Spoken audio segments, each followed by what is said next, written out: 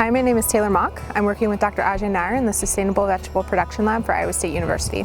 Today we are in a field that has peppers and cauliflower, and we're going to be looking specifically at the cauliflower today.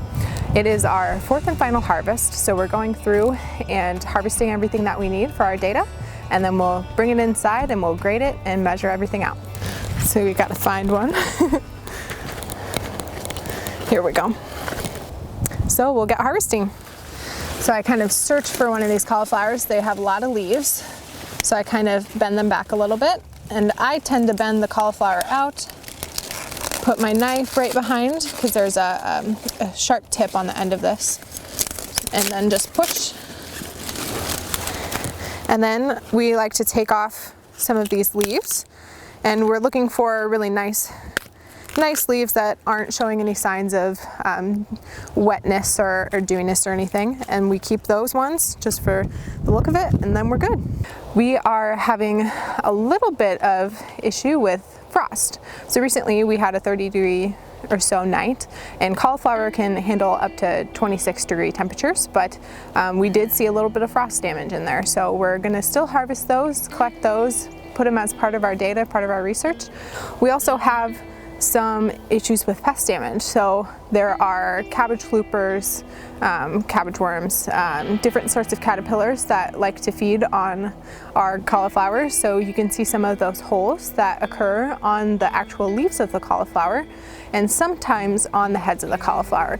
I've found that caterpillars like to hide right underneath the head, and you'll find a lot of frost underneath there, which is just the caterpillar's excrement.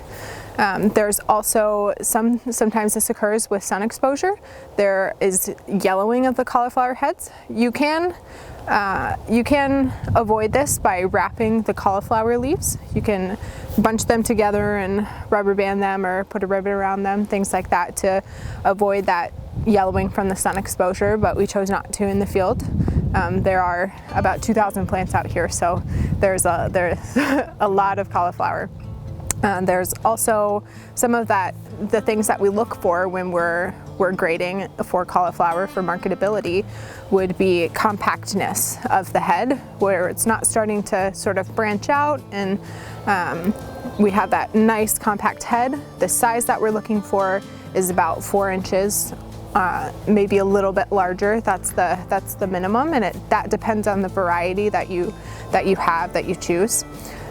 There's also some things that happen with certain varieties, like the variety we have out here, Snow Crown. They tend to, in late summer, have early fall is our season. They tend to have a purpling presence at the base of the cauliflower, and that's due to the presence of anthocyanins, and I believe it happens with sun exposure and heat. So we're also working out in this field that has a biochar addition.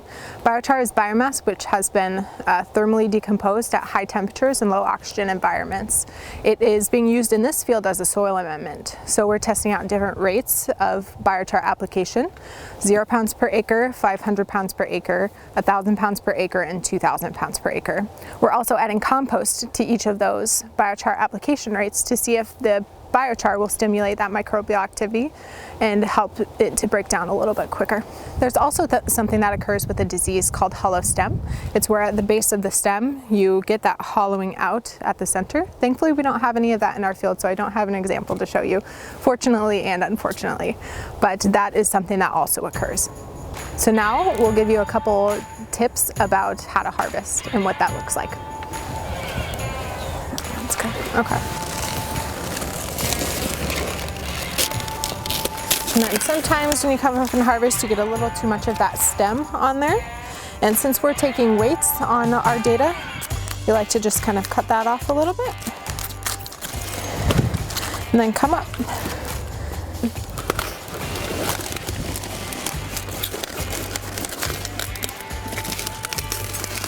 So sometimes we cut a few too many leaves off there, and they can be pretty hard to get off. They're very fibrous.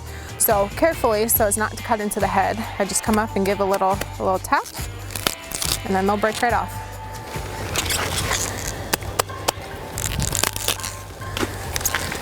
But it can be very easy to cut into the head, so got to be careful. And the rest can just come up and snap off. Somehow they get easier to snap off towards the center. And there we have it. These ones are a little more wrapped because it's smaller. They look like a little gift basket. Yeah. Very cool.